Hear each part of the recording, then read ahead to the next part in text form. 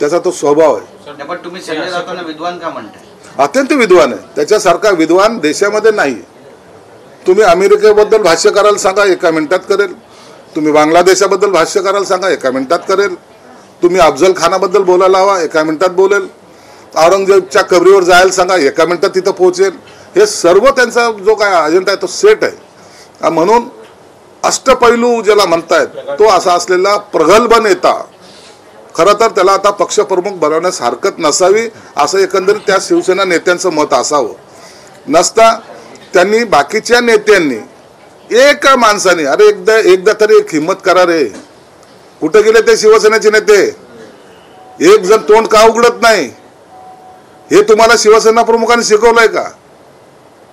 ज्या शिवसेनेबरोबर शिवसेना प्रमुखाबरोबर हयात घालवली ते नेते कुठे आहेत? कोणत्या बिळ्यात लपलेत ते? एक जण तर माईसलाल म्हणून पुढे या।